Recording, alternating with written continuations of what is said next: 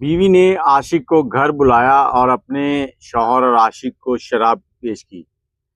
शराब पीते ही शौहर जो है वो तड़पने लगा और आशिक भाग गया। अस्सलाम वालेकुम, कैसे हैं आप लोग। मैं हूं आपके साथ अदनान और आज आपको एक ऐसी सच्ची कहानी सुनाने जा रहा हूं जिसे सुनने के बाद शायद आपके रोंगटे खड़े हो जाएं कि औरत इस तरह भी कर सकती है और फिर वक्त कैसे बदलता है ये भी आपने ज़रूर देखना है। एक गाँव में एक औरत रहती थी जिसका शौहर जो है वो 10 साल शादी के बाद फौत हो गया। इसके कोई बच्चे नहीं थे और इसने एक बच्ची को गोद लिया। अब वो बच्ची कौन थी? इसकी भांजी थी। अमूमन लोग जो हैं वो बेटों को गोद लेते हैं, इसने बेटी को गोद लिया। इसकी वजह क्या थी? इसकी बहन जो थी उसके यहाँ 4 से 5 बेटियां पैदा हो चुकी थी। उसके हर साल एक बेटी पैदा होती थी। तो इसने उसे कहा कि बहन तो एक बेटी मुझे दे दे, इसके सारे अखराजात जो है वो मैं बर्दाश्त करूंगी, इसके पढ़ाई लिखाई सब कुछ मैं उठाऊंगी। अब वो बच्ची को पढ़ा रही है, सिलाई कढ़ाई का काम भी जानती थी। स्कूल में एक छोटा सा उसने अपने घर में ही स्कूल खोल लिया, औरतों को सिखाती भी और दूसरे घरों से जो सिलाई होने के लिए कपड़े आते हैं उनको सिलाई करके उनसे कुछ पैसे कमाती। अब ये मामला चल रहे थे। कुछ वक्त गुजरा कि ये लड़की जवान हो गई। जैसे जैसे ये जवान हो रही थी इसकी हरकत जो है वो बहुत ही अजीबो गरीब होती जा रही थी। लड़की का नाम जो था ना वो ताजी था और इसको अमूमन एक नए नाम से पुकारा जाता, ताजी जट्टी कहते थे, क्योंकि ये बड़ी बहादुर और दलेर थी। पूरे गांव के अंदर इसका टहका चलता था। और अक्सर होता क्या है कि हम लोग कुछ बच्चों को लाचार और प्यार के अंदर इतना बढ़ावा दे देते हैं कि वो बाद में हमारे लिए परेशानी का बायस बनते हैं। इसकी मिसाल मैं आगे चल के आपको देता हूँ। अब ये लड़की जवान हो रही है, इसकी कुछ सहेलियां भी हैं जो काम सीखने आती हैं घर में, ये स्कूल भी जाती, स्कूल की सहेलियां भी है। साथ वाले गांव में मेला लगता था। अब मेले पर ये अपनी सहेलियों के साथ अपनी मासी से इजाज़त लेके जाती है और इसकी मासी जो है उससे भी सारा गांव डरता है, क्योंकि वो भी सबको छोड़ती नहीं थी। जो बंदा गलत बात करता था उसकी अच्छी खासी छतरौल कर देती थी, उसको अच्छा खासा झाड़ देती थी। अब इसकी सहेलियां और ये लड़की जो ताजी है ये मेले में गई हैं। मेले में सब कोई मिठाइयाँ खा रहा है, कोई झूले ले रहा है, कोई कुछ हो रहा है, कोई कुछ हो रहा है। तो ताजी जो है इसको एक लड़का नजर आता है, कुछ 6 फुट कद है, हट्टा कट्टा नौजवान और बहुत ही खूबसूरत। इसकी सहेलियां कहती हैं चल आ चले आके। कहती नहीं रुक जा, वो लड़का देखो। और वो लड़का देखती हैं, कहती क्या हुआ? कहती वो लड़का मुझे पसंद आ गया, इसका मोबाइल नंबर लेके फिर जाना है हमने यहाँ से। अब लड़कियां इसको समझाती हैं कि शाम हो रही है, हम लोगों ने घर भी जाना है, तो जल्दी चल, छोड़ मोबाइल को। ये जिद करती है। अभी ये उसके पीछे जाने ही वाली होती है कि लड़का एकदम से भीड़ में गायब होता है और इनकी आंखों से ओझल हो जाता है। ये कुछ देर तक उसको ढूंढती हैं, ढूंढने के बाद घर चली जाती हैं। अब रात हुई, इन्हीं लड़कियों के अंदर एक बाजी सलमा जो थी, इसकी जो मासी थी, उसकी खास चहेती लड़की थी। उसने उससे पूछा कि आज तुम लोग लेट क्यों आई हो? उसने कहा बाजी मैं सच बोलूं? कहती जी हाँ सच बोलो। कहती ऐसे ऐसे है कि ताजी ने ना इस तरह से एक लड़के को देखा है और उसके बाद ये उसके पीछे जो है ना दीवानी हो गई थी। ये कह रही थी उसका मोबाइल नंबर लेके जाना है, मैंने ऐसे मैं नहीं जाऊंगी। फिर तो वो अच्छा हुआ कि लड़का जो है वो हमारी आंखों से ओझल हो गया और इसने घर ना आने की जिद जो है वो छोड़ दी। हम घर आ गए, इस वजह से हम लेट हुए हैं। अब इसकी मासी जो है वो बड़ी परेशान हुई, उसके तो मुंह को कलेजा आ गया कि ये हमारी बच्ची क्या कर रही है, तो हमारे सर में मिट्टी डाल देगी। अब उसने अगले दिन ना ताजी को बुलाया और बैठी पूछ रही, ताजी मेले में क्या क्या देखा? ताजी सारी बातें बताते हुए जोश में आई और कहती कि खाला ऐसे था कि एक चीज बड़ी कमाल की थी। कहती क्या? वो एक नौजवान हमें नजर आया था, वो बहुत ही खूबसूरत और बहुत प्यारा था, मैं तो उसको दिल दे बैठी हूँ। अब इसकी जो मासी थी उसने अपना दुपट्टा उतारा और उसके सामने रखा, देख पुत्र, मेरे सर में खाक नहीं डाल देना। मैंने सारी जिंदगी अपने शौहर के नाम पे काट दी और आज तक उसके नाम पे कभी कोई हर्फ नहीं आया, और तू इस तरह के काम ना कर। और ये लड़की जो बड़ी मुंह फटती, ये कहती मासी आपने इस तरह सारी जिंदगी गुजार दी, मैं तो नहीं गुजार सकती, आप पुराने जमाने की हैं, मुझे तो वो अच्छा लगा है लड़का। अब इसकी मासी जो है वो दिल ही दिल में सोच दिया कि मैं इस लड़की को इसके घर छोड़ाऊंगी, इसकी माँ बाप के पास, ये ना हो कि मेरे लिए कोई परेशानी हो जाए। 2-3 दिन गुजरे हैं तो ये ताजी जो है अपनी एक सहेली को कहती है कि आज साथ वाले गांव में कबड्डी का मैच है और दूसरे गांव का एक लड़का है, ये जो लड़का हमें मेले में मिला था ना, ये उसका दोस्त है, तो ये भी आ रहा है, ये उसके घर रुकेगा, हमें उससे मिलना है। वो कहती ताजी वो गाँव बड़ा सुनसान और दुश्मनदार लोग हैं, वहाँ कहाँ तुम जाओगी, वहां तो बड़ा मसला हो जाएगा और अगर घर पता चल गया तो मेरी भी खैर नहीं है, तेरी भी नहीं है। कहती तू तो डरपोक है, तू यारी नहीं निभा सकती। मतलब उसको जज्बाती बातों के साथ कायल किया, वो तैयार हो गई। रात को इसने अपनी मासी को कुछ नींद की गोलियां दी हैं और उस लड़की को साथ लिया और साथ वाले गांव के उस रास्ते पर बैठ गई जिस रास्ते पर लोग मेला देख के और कबड्डी देख के वापस आते हैं। सुनसान रोड है, रात के कोई 9-10 बजे का टाइम है। जैसे ही इसने देखा कि वो लड़का आ रहा है तो इसने उसको आवाज दी, बाबूजी गल सुन के जायो। और वो लड़का एकदम से परेशान हो गया कि सुनसान रोड और लड़की। अब उसने कहा, जी कौन आप? कहती, ताजी जो है ना वो अपनी बालों को इस तरह घुमाते हुए और बड़े स्टाइल से उसके सामने गई, अपनी कमर को मटकाते हुए, अदाएं दिखाते हुए।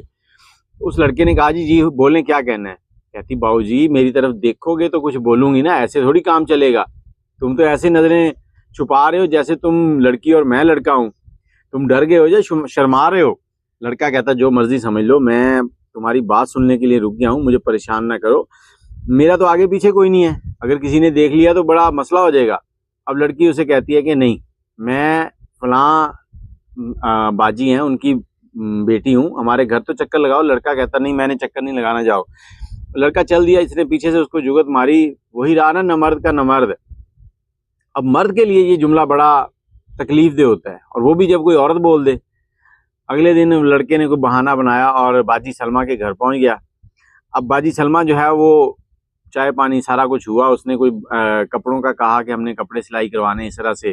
तो बाजी सलमा ने कहा, ठीक है आप कपड़े दे जाना। अब लड़के का वहाँ आना जाना शुरू हो चुका था, और जो लड़की इसके साथ गई थी उसे मिलने के लिए, उसने भी ये बात किसी सहेली को बताई है।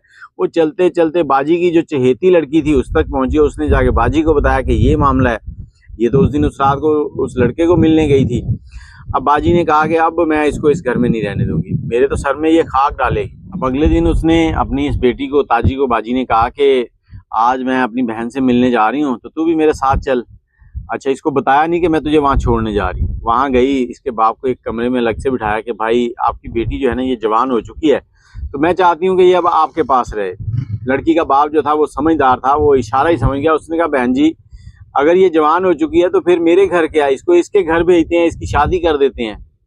और इसकी शादी जो है उसके लिए फटाफट एक लड़का देखा। लड़का देखकर इसके दिन रख दिए, शादी की तारीख आ गई। तो इसने अपने माशूक, मतलब आशिक तो नहीं कह सकते, माशूक ही कहेंगे, उस लड़के को पैगाम भिजवाया कि तेरी वजह से मेरी शादी हो रही है, मैं तेरे इंतजार में हूँ, मुझे भगा के ले जा। अब लड़का जो था उसको थोड़ी बहुत इससे दुआसलाम हो चुकी थी, मिलना मिलाना थोड़ा बहुत चल रहा था।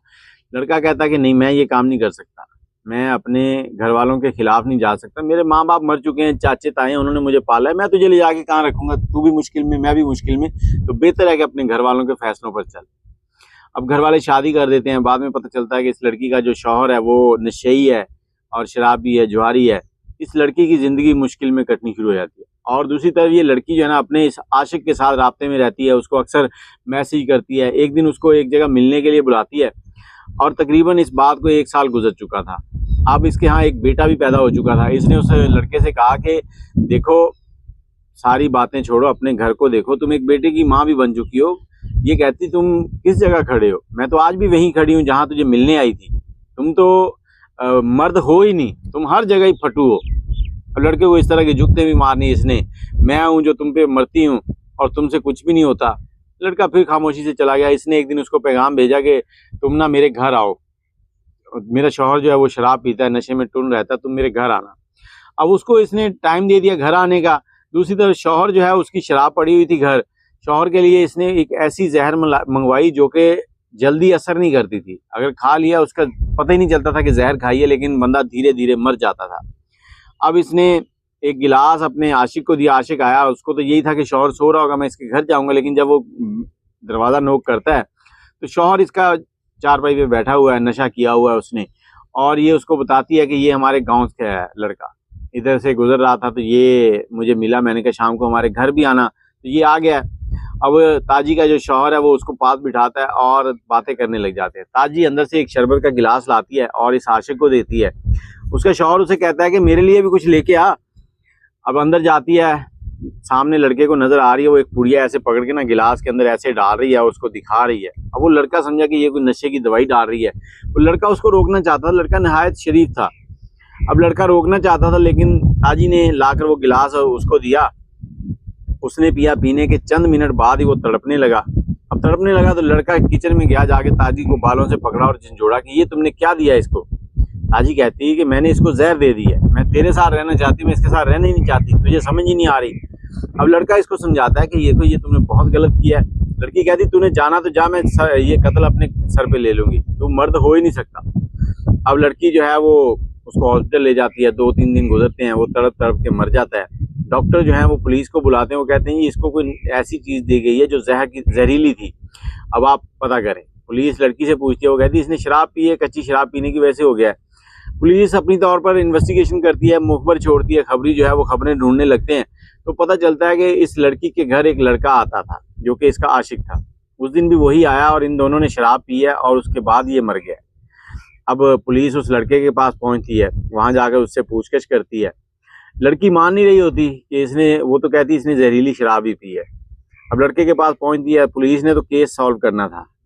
लड़का कहता कि अब मर्द बनने का टाइम है। लड़के ने लड़की पर अपनी जिंदगी कुर्बान की। यहाँ पर लड़के ने कहा जी हाँ, मैं उस दिन गया था, मैंने उसको शराब के अंदर जहर मिला कर दी थी, मैंने ही उसको मारा है, क्योंकि वो इस लड़की के साथ लड़ाई झगड़ा करता था। अब पुलिस ने लड़के को पकड़ा, लड़के के सारी फैमिली के ऊपर तोहमतें लगी, लड़का जेल चला गया, केस चलने लगा।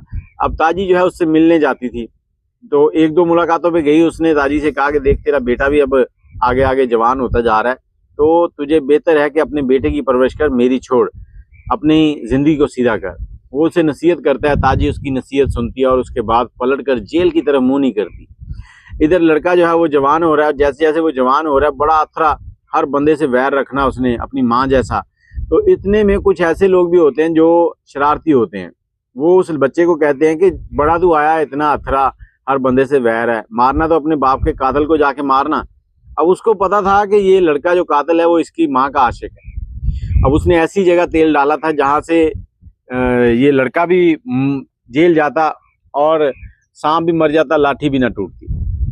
अब लड़का जो है वो घर गया बड़ा परेशान। आखिर एक दिन उसने अपनी माँ से पूछा कि माँ, मेरे बाप को कत्ल किसने किया था। अब उसको किसी ने बता दिया था कि तेरी बाप को कत्ल करने वाला जो है तेरी माँ उसकी आशिक थी। लड़का कहता है ऐसा नहीं हो सकता। लड़के को यकीन ही नहीं आ रहा था कि अगर मेरी माँ उसकी आशिक होती तो उससे कभी जेल मिलने जाती, मुझे कुछ ना कुछ तो पता होता, लेकिन ऐसा कभी हुआ ही नहीं। मेरी माँ तो घर से ही कहीं नहीं जाती, वे मुझे पाल रही है, बस मेहनत मजदूरी कर रही है। तो वो लड़का जो है अपनी माँ से पूछता है, उसकी माँ भी उसको टाल मटोल कर देती है इधर उधर के, तू अपने काम से काम रख, तुझे बताया तो है कि उसने कच्ची शराब पी थी, उस वजह से वो मर गया। अब जो बंदा इस लड़के को बता रहा है वो इसको कहता है कि देख तुझे तेरी माँ सही नहीं बता रही, वो बंदा फलां तारीख को जेल से छूटने वाला, उसको उम्र कैद हो गई थी, उससे पूछ जाके।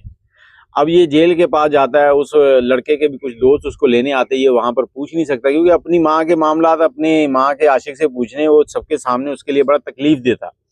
अब ये बच्चा जो है उसकी टो में है कि कहीं वो अकेला मिले। एक दिन ये जाता है, एक बरगद का बोर्ड का दरख्त है, उसके नीचे वो बंदा अकेला बैठा हुआ, ये उससे सलाम करता है, चाचा सलाम, वालेकुम अस्सलाम। से बार कहता है कि चाचा मुझे तुझसे कुछ पूछना है, और जो पूछना है वो बड़ा तल्ख है, तो ध्यान से जवाब देना।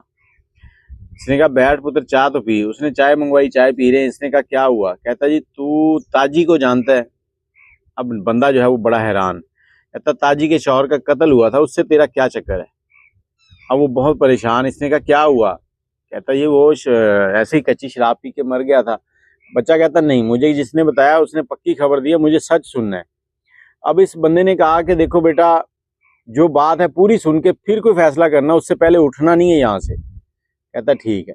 अब उस बंदे ने पूरी कहानी सुनाई, इस तरह से ये मामले हुए, इस तरह मैं तुम्हारे घर आया, तुम्हारी माँ ने तुम्हारे बाप के शराब के अंदर जहर डाल दी थी, इस तरह से वो मर गया, और मैंने इस तरह से ये जुर्म कबूल किया ताकि तेरी माँ के ऊपर कोई दाग ना आए, उसकी ज़िंदगी ख़राब ना हो, तेरी ज़िंदगी ख़राब ना हो। मैंने ये कत्ल अपने सर पे ले लिया। अब बेटे का एक रंग आए एक जाए। कहता मैं आज अपनी माँ को नहीं छोड़ूंगा। अब ये बंदा बैठा, कहता मेरी बात पूरी होगी तब तूने जाना है। अच्छा, बात पूरी होने तक वो बच्चा बैठा रहा।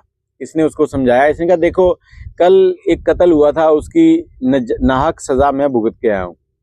अब दूसरा कत्ल तू करेगा, तू जेल जाएगा, तेरी माँ फिर रुल जाएगी। पहले रुली है वो अपने इश्क के चक्कर में, अब तेरे चक्कर में रुल जाएगी, उसकी ज़िंदगी ख़राब हो जाएगी।